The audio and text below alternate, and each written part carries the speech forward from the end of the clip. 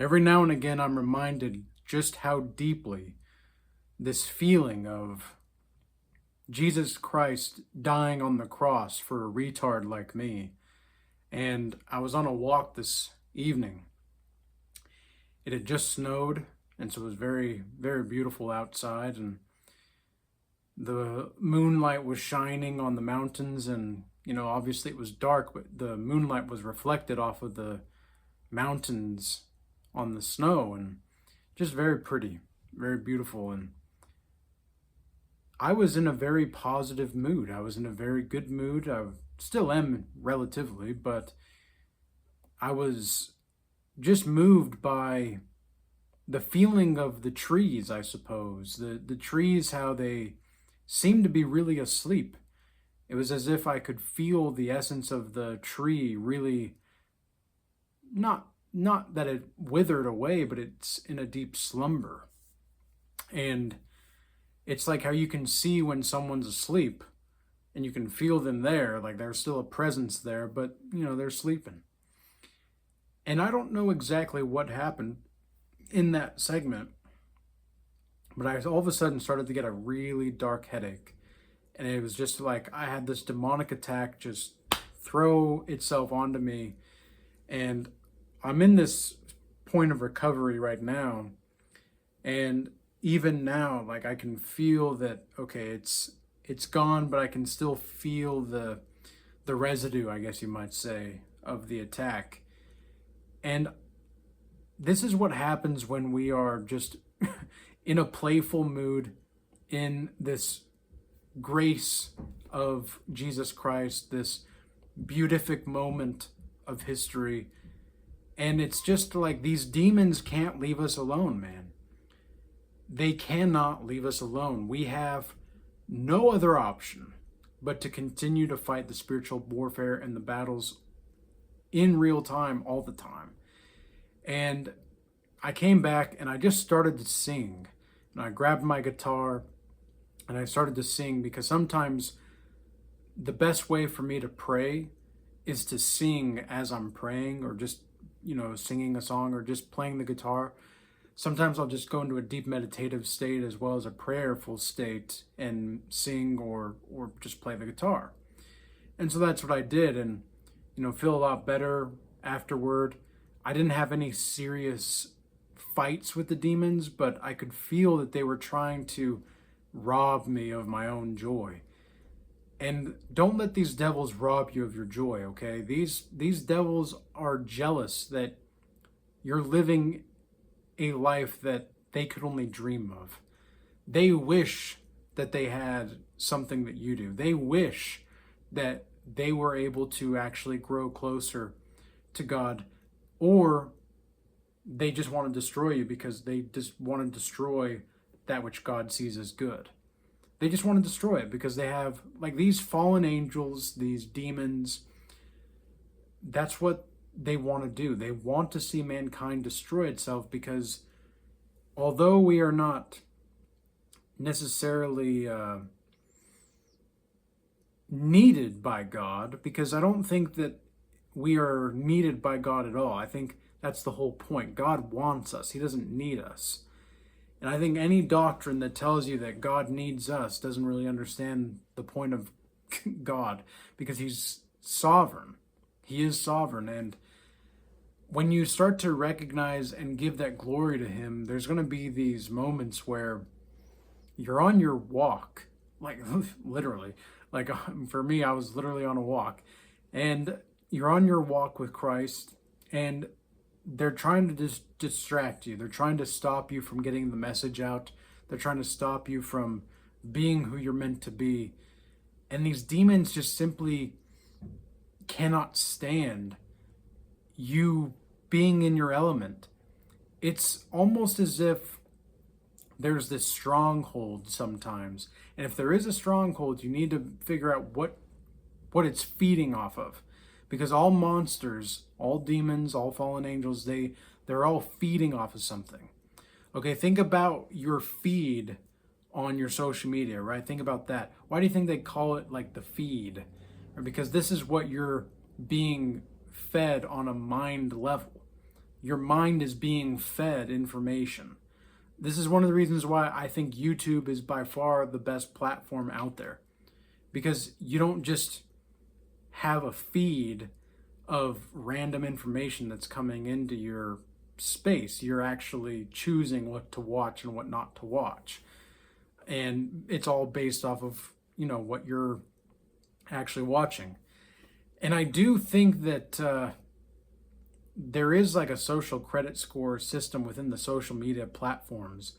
I'm genuinely starting to believe that now. And I don't exactly understand why it is or how it is.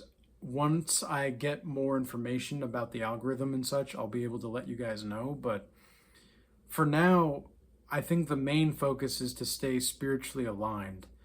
Okay? I was looking over the Beatitudes because this is something else that I do whenever I have a spiritual attack. I immediately go to the Bible and I just go to wherever in my intuition and my instincts tell me to go. And I was told to go to Matthew, and it was chapter 5, verse 3 through 15 specifically. I won't read the whole thing because it's the Beatitudes, but a few lines that are always standing out to me are, "Blessed are the poor in spirit, for theirs is the kingdom of heaven. Blessed are they that mourn, for they shall be comforted. Blessed are the meek, for they shall inherit the earth. Blessed are they which do hunger and thirst after righteousness, for they shall be filled.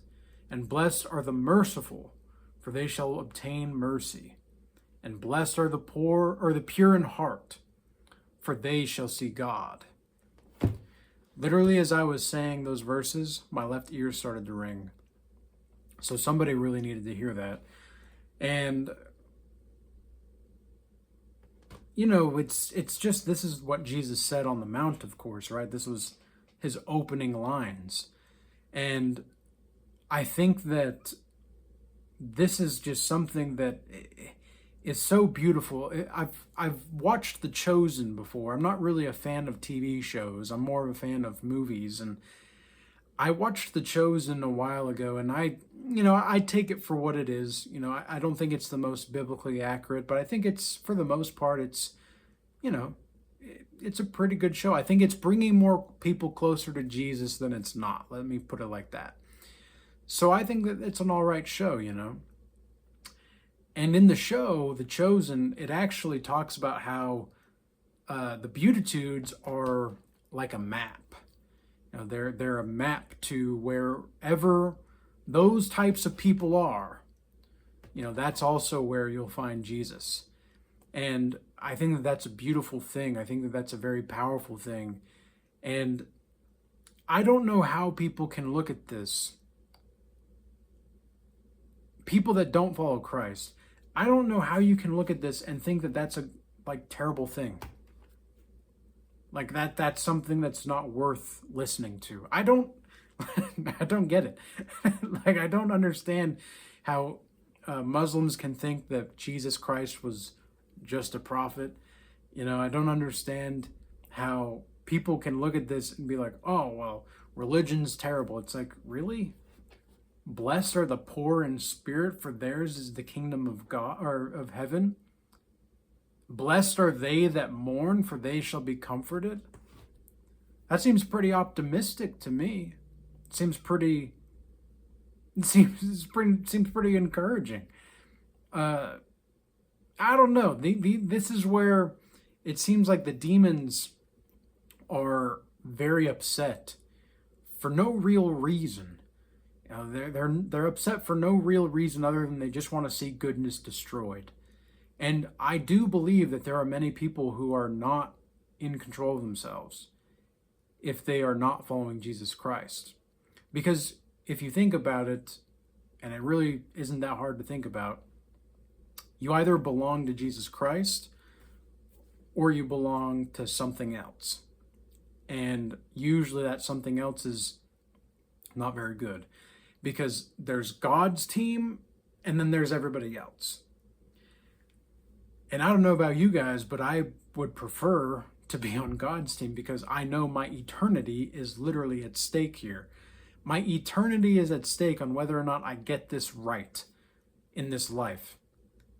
That's a hell of a thing to understand. That's a hell of a thing to actually recognize, because you actually see the significant purpose in your life that goes beyond just mere surface level things. It means that everything in your life matters.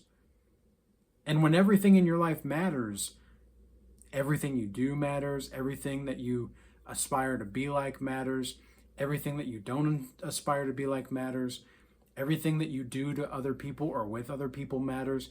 It's just, life is about relationships. And if you don't know how to have a relationship with the people around you or with God, good luck, man. Good freaking luck. And I mean, look, like, listen to this. Blessed are they which do hunger and thirst after righteousness, for they shall be filled. Okay, there's another verse in the Bible at one point that Jesus says that where is it at exactly? I think it's in the book of John. But it says something like, your belly will be like a river overflowing or something like that. I think it's, I can't remember where it's at. Somebody can look that up. But I know, I'm pretty sure it's in the book of John. I don't know for sure, but it's just like, you'll have endless willpower, because insofar as it is in accordance to God's law, statutes, and commandments, because you're actually connected to the source. You're actually connected to God. You're not connected to just this ideology. And it's very interesting to see how your joy, your reading of the word, your everlasting life is always going to be challenged. All these things are going to be challenged.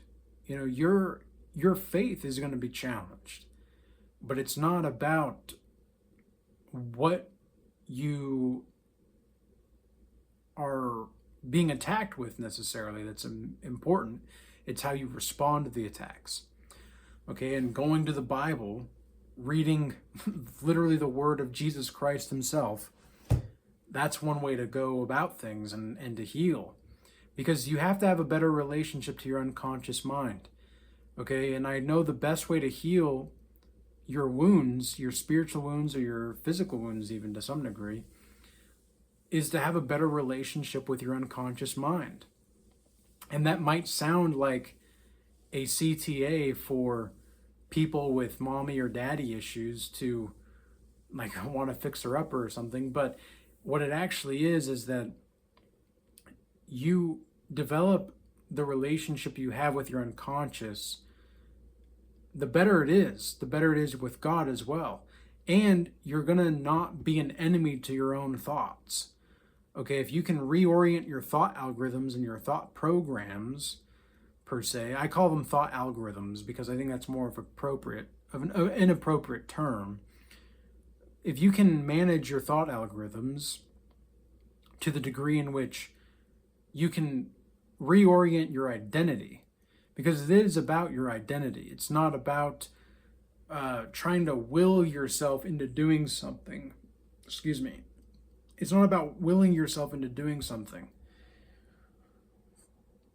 Man, somebody really didn't want to hear that. It's not about willing yourself into doing things. It's about reorienting your thought algorithm so that you can just be what it is you are meant to be. And Jesus even says that, whatever you ask for, just act as if you have it, because if you have the faith to have it, it will be yours. Again, a very encouraging thing. Knock and the door shall be opened. What's exactly wrong? What exactly is what's so negative about these things? Like, if people don't actually read the book, if people don't actually read what's going on, they're not going to have an understanding. They're not going to know. They're not going to have any recollection or any perception that is going to be grounded in practical truth. And I think that's what these demons were upset with me about. They were upset with me because I was leaning more into the natural state of life. I was really grounding myself in nature in a way that was very, very spiritual. And the trees always feel like they're pure beings. I know some people might hear that and be like, okay, you're okay, because I name trees. I name my plants. I've got a cactus, and I've got another plant here, and I've got names for them, and then I've got names for my favorite trees on my walkway that I go on a walk with. One is named Francolano. I love me some Francolano time. Frank and Lano and I go way back. It's awesome. Like, I love to have some fun with the Francolano tree. You know, it's nice. I've never felt like trees are impure. But it was almost like the demons were upset that I was getting closer to nature. It was very interesting. But be mindful of these things on your walk. Be mindful of what's going on with you, because it's going to happen. And it's just a part of being on this walk with Christ. So I hope that this was a useful and insightful video. I hope everybody stays blessed out there. I want to remind everybody that we do have the Regal Change Academy that is free to be enrolled into. However, if you want to be a part of the group calls and the classes, that's where the paywall is going to be. So feel free to check that out. I also have the Godlike Mastery Initiation program, and then my one-on-one sessions as well. So if you're going through, spiritual trials or relationship issues or whatever like that, that's going to be a good option for you. Or finance stuff, because we're doing a lot of finance things in the Regal Change Academy right now as well. We have a Art of War Iron-Minded Wealth class coming up in about a week from now. So that's pretty exciting to see. Other than that, I hope everybody stays blessed out there. Face these demons head on. Peace, and stay blessed.